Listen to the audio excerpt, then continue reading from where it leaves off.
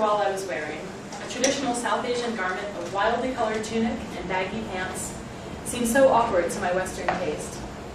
It could not cover over my feelings of insecurity or help me blend into my new world. I hurried down the dusty path, sensing the penetrating stares of villagers, my new neighbors, many eyes on me. There were the eyes of Nepali women, chatting in clusters beside roadside shops, lining the way from my home to the hospital. I rushed by, already a few minutes late for morning report. I heard them pause in their chatter as I passed, felt their eyes on me as heads turned to track my movement. I heard giggles and comments. Videshi kotiye chito chanjan. Look how fast that foreigner walks. Far too fast for any respectable adult, they seemed to imply.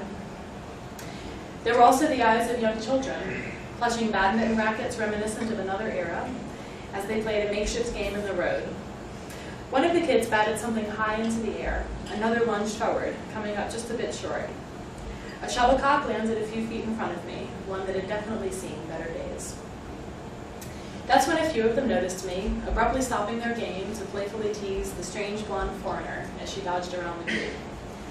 Their gleeful squeals followed me for several yards until the game resumed, their attention again distracted by the beat-up shuttlecock.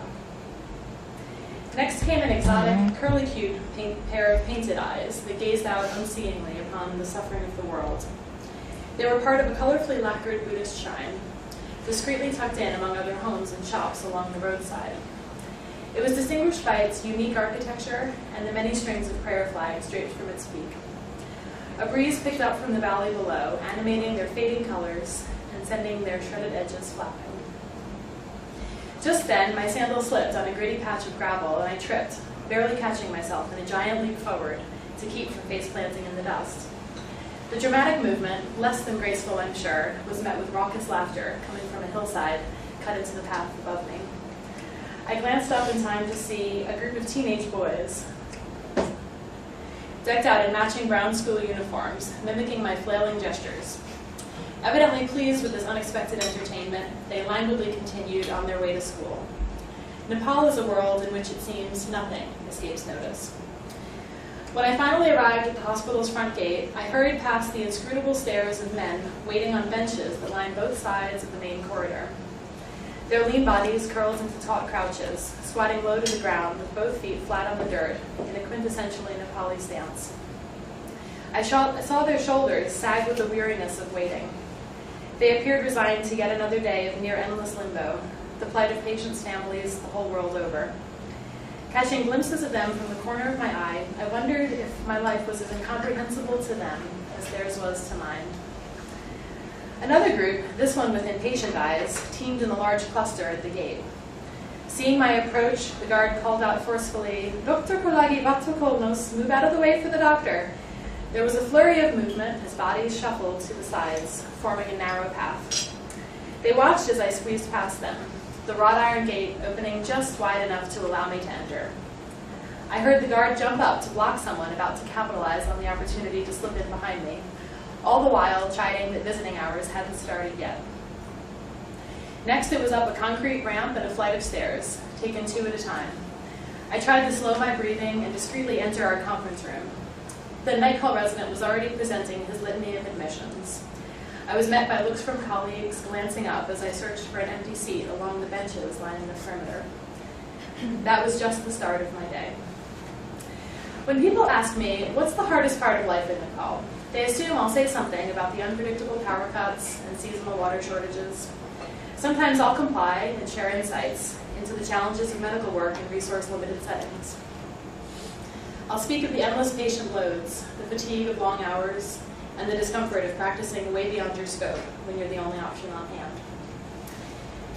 But most of the time, I don't miss a beat, and I give the honest answer. Loss of anonymity, I'll reply. In some ways, it's impossible to name just one challenge, because it's the layering of them all that's hardest. It's an additive effect, like the burden of a ream of papers, when just one seems weightless. Yet the sense of being different, of being an outsider, a Bideshi or foreigner, was grinding. It formed a dull, discordant ground note to the more obvious challenges of routine life and work in Western Nepal. That sense of being an outsider felt like a sucker punch to my resilience. It seemed to fray the edges of my sense of self, ever present during the 2 years I served at a mission hospital there. Eventually, I discovered that much of the relentless chipping away stemmed from the loss of certain stable, orienting relationships, what's known in the literature as one's reference group. Lawrence and Lois Dodds, long-term aid workers in South America, noted that a central factor in the change in identity is the loss of one's reference group, when those familiar people who provide both subtle and overt feedback about who we are and how we are perceived suddenly disappear. The people who become new sources of feedback, especially those not from our own culture and language, may give us very different messages about the self. In the early stages of our adaptation, they will likely let us know that we are inadequate in our new cultural setting, our new role. Sharing more about their own experience working cross-culturally, they go on to say, "We had to start fresh and being known to a degree that we could again receive positive feedback about ourselves. This took time. In the meantime, we starved for the kind of affirmation which keeps one emotionally nurtured. Over time, if one is successfully adapting, one achieves an altered sense of self, a new identity, incorporating some of the old and some of the new. This is not easy or quick, as it means letting go of parts of the former self. This is, in fact, a painful process, as we seek to determine which aspects of the self are negotiable and which we cannot change if we are to keep our sense of integrity." In short, I was discovering an obvious but unexpectedly difficult truth, that to move abroad is to suffer a particular loss of identity, to experience an unraveling of one's sense of self. You find yourself suddenly plucked from one world and transplanted into another, very different one. Even your cadre of expatriate peers start off as strangers, often with foreign cultures of their own. Add to that a new language and set of customs, and you find yourself starting from square one in every possible sense, just like a small child, as one fellow traveler described it. It is an experience fraught with humiliation, insecurity, and defensive self-doubt at every turn. Granted, all the staring may simply have been my neighbor's attempt to understand me, their way of figuring out this person from such an unfathomable background. Many of the people I met in Nepal had never even had the chance to visit their own nation's capital. To them, another country might as well be another galaxy. In America, we have a long and sordid history when it comes to our treatment of foreigners.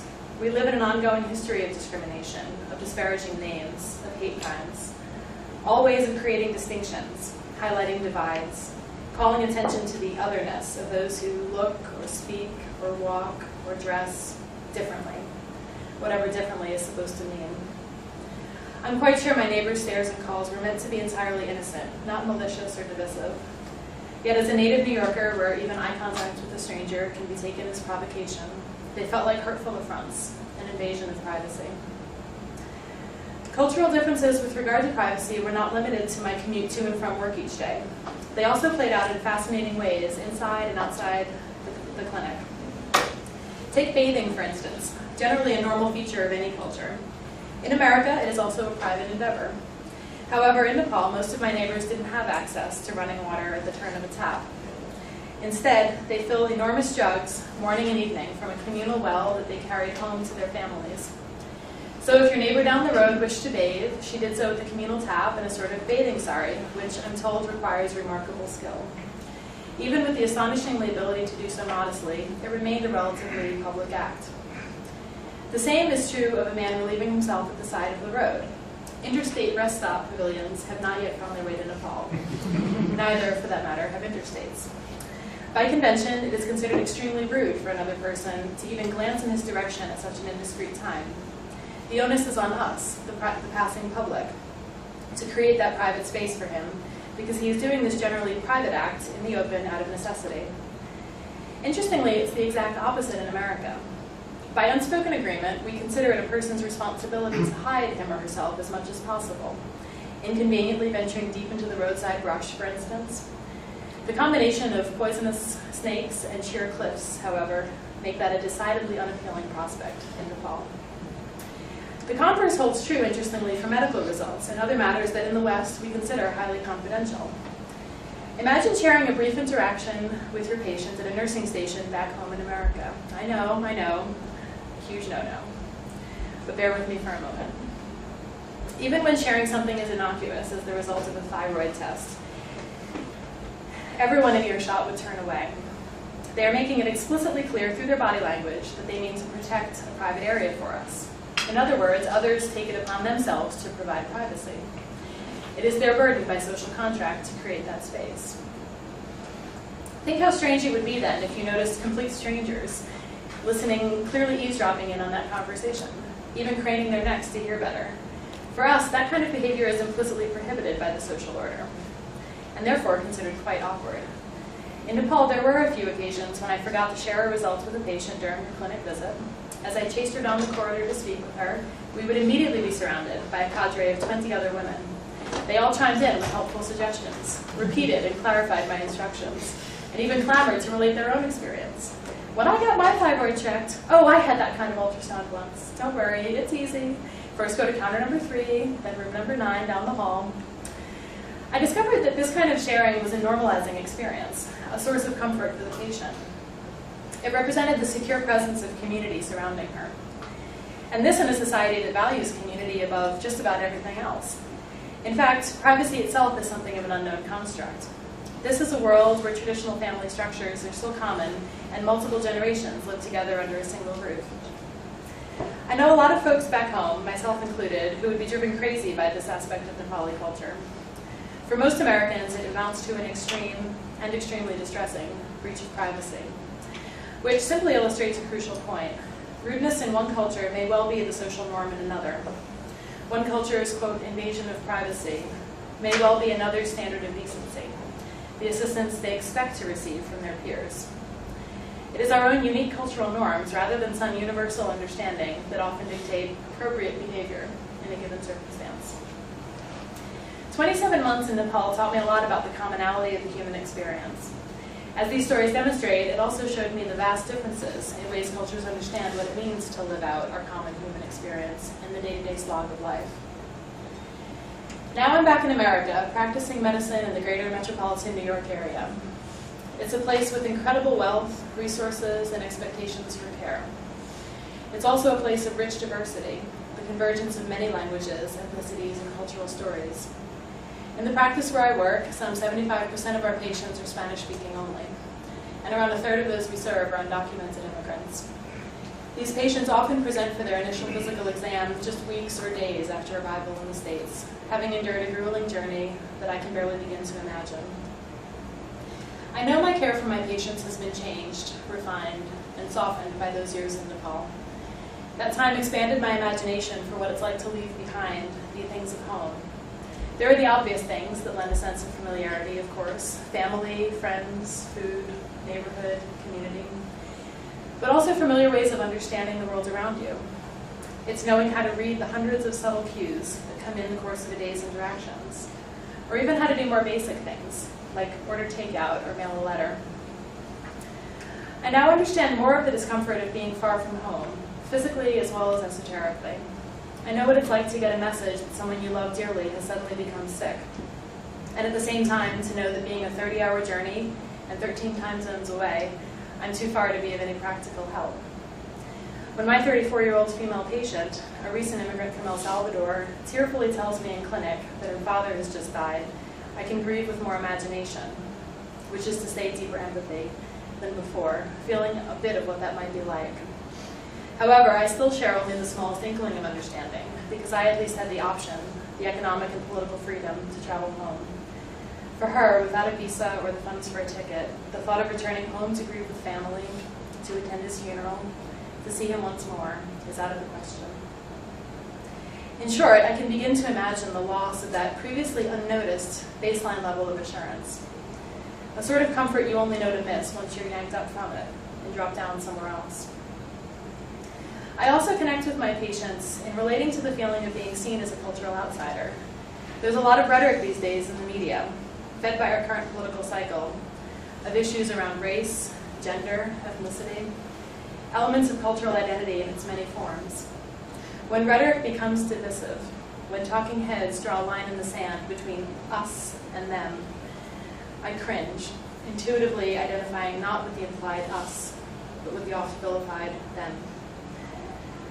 This gift of empathy never comes easily. It's actually by virtue of the pain and discomfort inherent in learning that growth is fostered in the learner. Even as I recall the challenges of life in Nepal, I am reminded of the joys, the deep satisfaction of our work with patients there, the natural beauty of its land and people, and the laughter shared with friends from all over the world. They were intense years, rich with beauty as well as pain. Yet I would not trade the pain. I would not trim out the enduringly uncomfortable space of being other, for it is in that very space in which beauty is wrought, relationships are formed that cross lines of division, and the other is brought near.